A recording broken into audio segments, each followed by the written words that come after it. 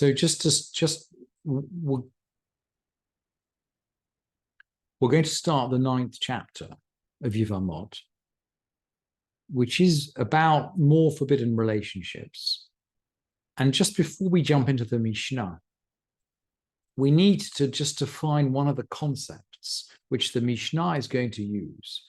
And it's going to talk about a halala. Halala is the female of halal. And of course, you can have either halal or halala. And I guess literally translated, it means something like profaned, something which was holy once and is no longer holy. That's the best way of translating halal or halala. And there's a verse in Vayikra, in Leviticus, about marriages of priests. Kadoshim yu leElohehem, they shall be holy to their God. And then Isha zona v'halala lo yikachu, they shouldn't take a woman that is a halala. So a marriage between a halala and a kohen is forbidden. And by the way, the same verse goes on to say, Isha grusha me Isha lo yikachu, they shouldn't also marry a divorced woman. And this is very common. I mean, this halacha is well known today. And if a kohen today falls in love with a divorced woman, things get very, very, very complicated. It's a problem that we have today. But so we're familiar with the divorced woman marrying or not marrying a priest. But what is the halala? And Rashi comments there on our verse in Leviticus. He says, a halala shenolda min apsulim shebakuna. This is a woman born from a marriage which was forbidden to the priesthood. So in other words, if you're a priest and you marry a divorced woman, you yourself become a halal. Your daughter becomes a halala. The offspring from a, if you like, a forbidden marriage, a marriage which is forbidden to a priest is a halala. Or and by the way, the same applies to the woman herself. So, for example, someone who, so we'll see in a minute that someone who's married, for example, to a high priest, a high priest can't marry a widow. So a widow if a widow does marry a high priest or has a relationship with a high priest, she becomes a halala. A halala is someone essentially who's involved in a forbidden relationship with a priest. So let's just keep that in mind. And let's have a look at the Mishnah. We're in the 9th chapter, the first Mishnah. And as is quite common in the Mishnah of Yevamot, the Mishnah begins by articulating a general principle or a set of general rules. And then these rules seem quite confused. So they're very compact and a little bit impenetrable. But the Mishnah is then going to go on to explain each one of them in more detail. And this is exactly the pattern that we're going to see right here. So the Mishnah begins. The Mishnah begins just by articulating a set of cases. And then we'll see that it explains them in more detail. Yesh mutarot livalehen v'asurot livemehen. So there are some women who are permitted to their husbands, but forbidden to their yevamim, i.e., if their husbands die, they're forbidden to their husbands' brothers. Or mutarot livmehem ve'asurot levalehen. Maybe they're permitted to their yevamim. If their husbands die, they can marry their husbands' brothers, and forbidden to their husbands. Maybe they can't marry their husbands. That's the second category. Mutarot la'elu ve'elu. Maybe they're permitted to both. Va'asurot la'elu ve'elu. And maybe they're forbidden to both. So those are the four categories. Permitted to husbands and forbidden to yevamim. Permitted to yevamim and forbidden to husbands. Permitted to both, forbidden to both. You can see the taxonomy is laid out just like a McKinsey slideshow, actually. You could almost imagine this as a kind of 2x2 table in a McKinsey presentation. So now we're going to go through the cells in the table. And of course, because the Mishnah it can't lay out tables, everything is just written out in text. The Mishnah is just going to go through and articulate the contents of each cell in the table, one by one. So, and I've just to make the source sheet easier to read, I've actually put the headings in bold, but the bold print is not in the manuscript. The manuscript just has the letters, but I put the headings in bold. Elu mutarot levalihen va'asrot li vimehem.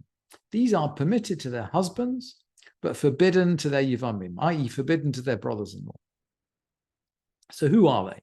Kohen hediot shekidesh et almana v'yesh lo ach kohen gadol. So maybe an ordinary kohen that betrothed a widow, and he had a brother who was a high priest. And we can imagine, we've said already, a high priest can't marry a widow. An ordinary priest can marry a widow.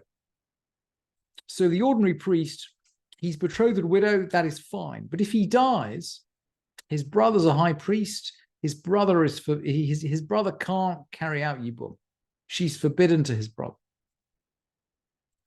Kasher shenasa kshera. Now, we talked about a halal or a halala. A halala is someone who's essentially engaged in a marriage which is forbidden to a kohen.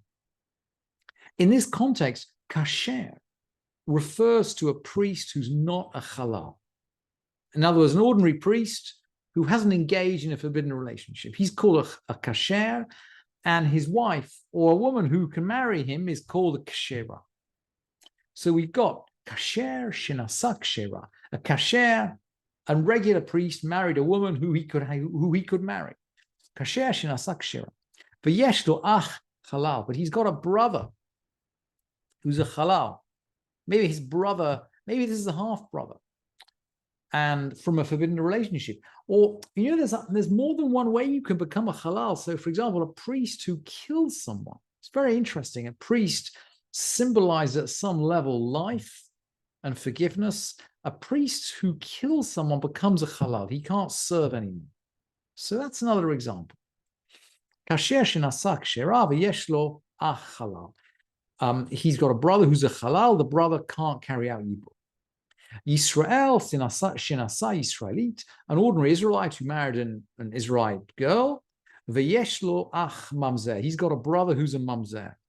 So he can marry her, but his brother who's a mamzer, again, this must be a half-brother through a different marital relationship. His half-brother can't perform Yibum. Mamzer, shenasa mamzeret. A mamzer who married a mamzeret. They can do this. There's no problem. V'yesh lo ach Yisrael. And he's got a brother who's an ordinary Israelite. And then the Mishnah concludes, mutarot levalehen v'asurot livemehem. All these instances are permitted to their husbands, but they're forbidden to their yivamim. No yibum can take place. That's the first cell in the McKinsey matrix. Let's go and look at the second cell.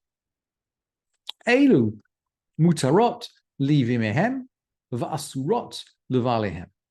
These are permitted to their yevamim. They're permitted to their brothers-in-law, but they're forbidden to their husbands. They're actually in forbidden relationships right now. Okay, they're in a forbidden relationship, but if their husbands should die, their brothers-in-law can still carry out. If their husbands should die childless, their brothers-in-law can still carry out yibum. So what have we got? Kohen Gadol shikidesh et ha'almana, a high priest who betrothed a woman, betrothed a widow.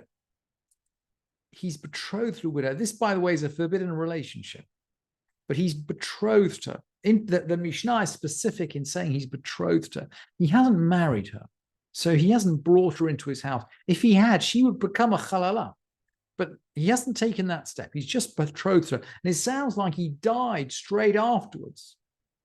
He died straight afterwards.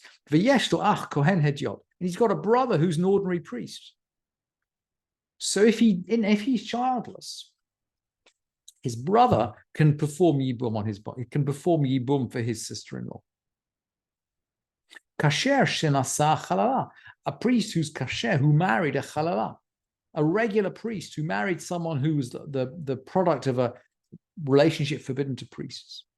V'yeshlo ach halal, but he's got a brother who's a halal. So that's a forbidden relationship, but if he dies childless, his brother can carry out yibum.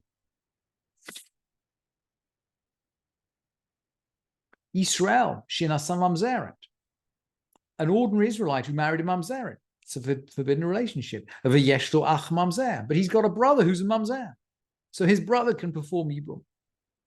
Mamzer shenasa Israeli v'yeshlo ach Yisrael. Maybe a mamzer married a woman who's an Israelite, but he's got a brother who's an Israelite. So again, if he dies, his brother can carry out yibum. And this part of the Mishnah concludes mutarot livi mehem va asrot levalehem. They're permitted to their yivamim, but they're forbidden to their husbands. Interesting situation. The next category, asurot la'elu va'elu. So there are some that are kind of forbidden both ways round. Kohen Gadol shenasai almana v'yeshlo ach Kohen Gadol. What about a high priest who actually married a widow? And he's got a brother who's a high priest.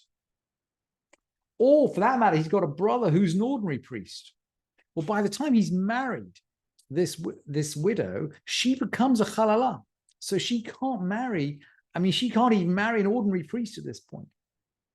So neither of his brothers, the brother who's high priest or the brother who's an ordinary priest, can carry out yibum.